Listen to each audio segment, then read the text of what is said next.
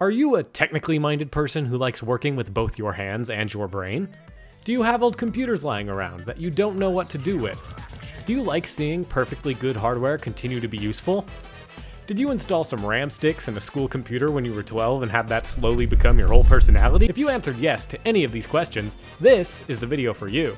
Hi, welcome back. I'm Seth. Welcome to a new style of video for me. Rather than exploring some old tech I already have, I'd like to show y'all what I actually do with the old tech that comes into my possession. Part of the fun of retro tech as a hobby for me is getting to clean up and refurbish old nuggets and see them be useful again. So today I want to document my process for how I do that with all the old Optiplexes that come through my hands, and hopefully do it in an entertaining way. I do have to warn you though, the profit side of this video will be heavily understated compared to the fun side.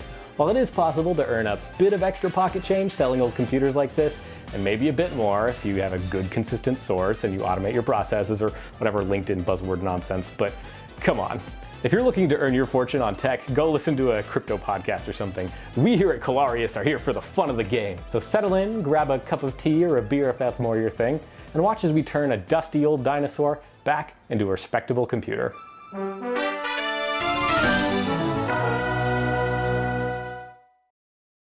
Business desktops, such as the Optiplex, are ubiquitous machines and can be found in many places. Some of you might have them lying around your living space as retired home computers, but there are much more of these sitting around businesses, schools, and e-waste recycling centers. If you have an in or can make a deal with one of these places, you can find them really easily for real cheap or even free. Personally, I work in IT, so I encounter old business machines like this all the time. Today I've found 3 specimens, an Optiplex 7050, 990, and 9020.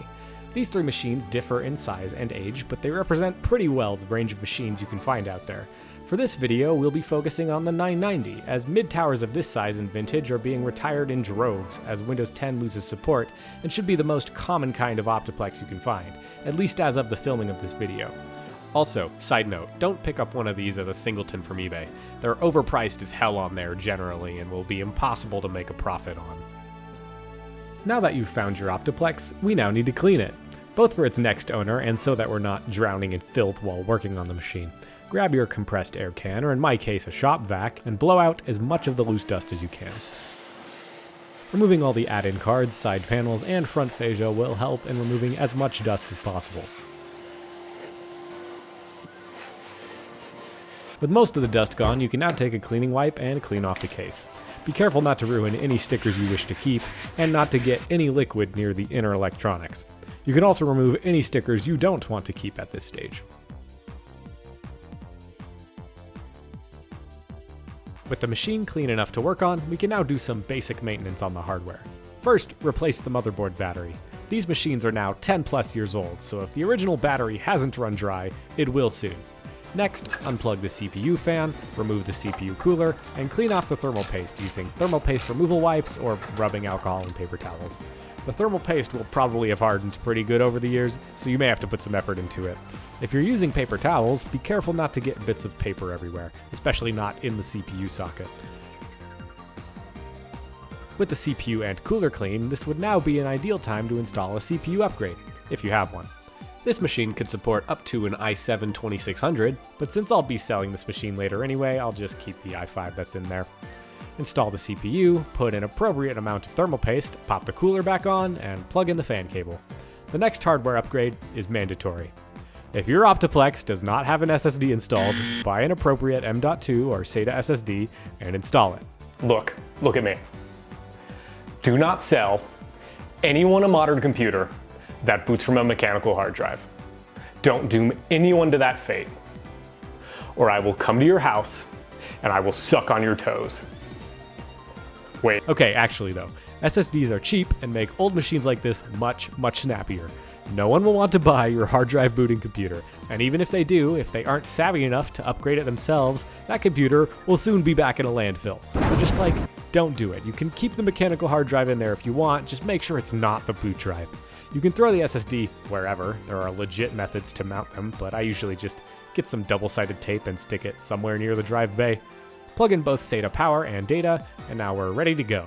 If you have some more RAM to add or a GPU or something, now would be an ideal time to install those too. Alright, now with the hardware sorted out, we're ready to install Windows. First thing I do before installing Windows is check that all the BIOS settings that I want are correct. Specifically, check if Secure Boot is on and the SATA operation mode is set to AHCI. Also, make sure the computer is set to boot UEFI and not MBR.